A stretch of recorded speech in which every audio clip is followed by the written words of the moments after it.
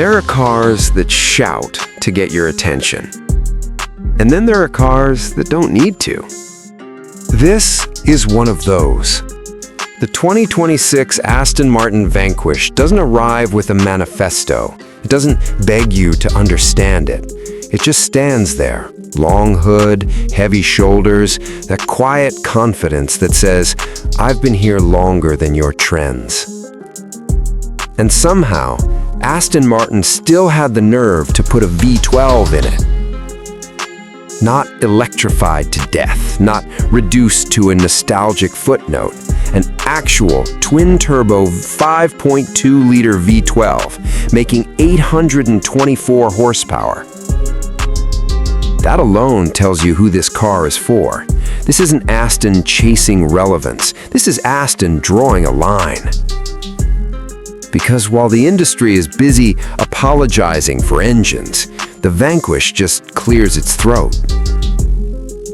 Turn the key, and no, it doesn't scream. It doesn't need to.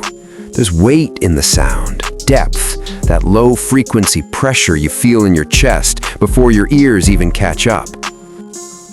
It's not angry, it's confident. And that matters because this car isn't pretending to be a supercar anymore.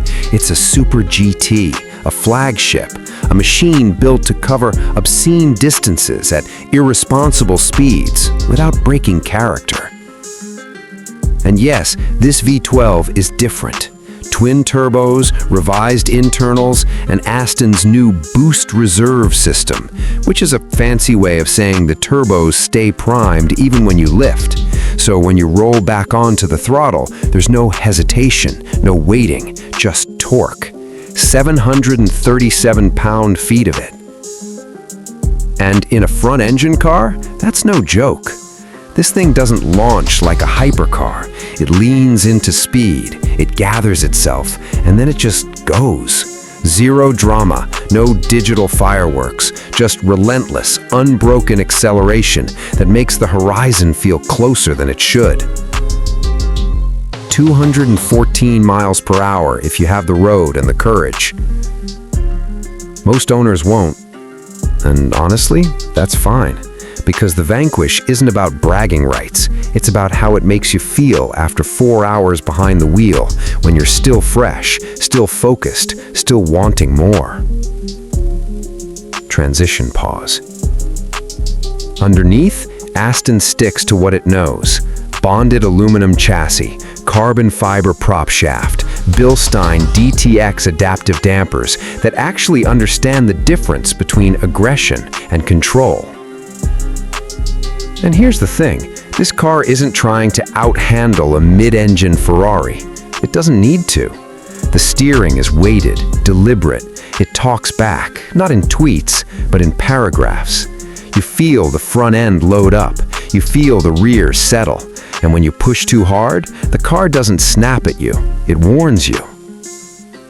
Quiet emphasis. That's confidence. That's maturity. That's a car that assumes you know what you're doing. And then there's the design. Slow, descriptive. Aston calls it prestige mass. And honestly, that's the best description they've used in years.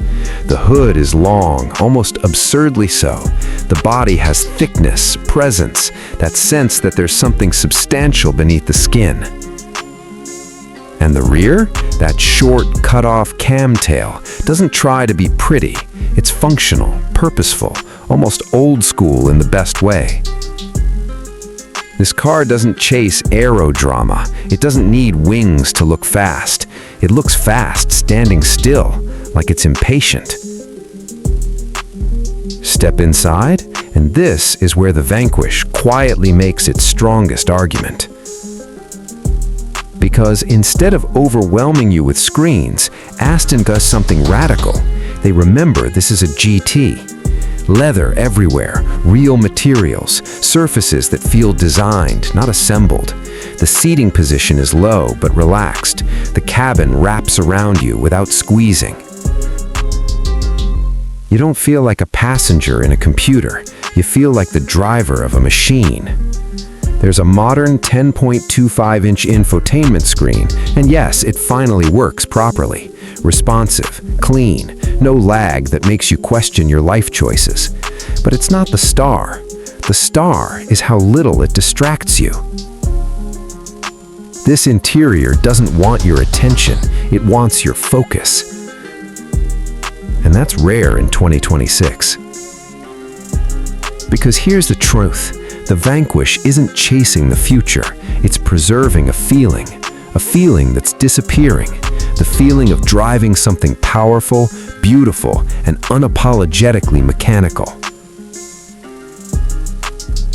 Now, does this car make sense on paper? Probably not. It's big, it's expensive, it drinks fuel like it knows the party won't last forever. But that's the point. This isn't about optimization, it's about intent. Aston Martin looked at the world of downsizing, electrification, and digital noise and said, "We're going to do this one more time, properly." And that takes courage. The 2026 Vanquish isn't trying to convert you. It doesn't care if you buy one. It exists for the people who still believe a front-engine V12 matters, for the drivers who value composure over chaos, for those who understand that speed is meaningless without soul. This car won't trend on social media, it won't win drag races against electric monsters, and it definitely won't be everyone's favorite. But the people who get it, they'll really get it.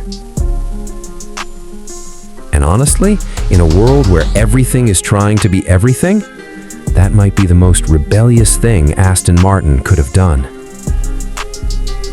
This is the Vanquish, and it doesn't need permission to exist.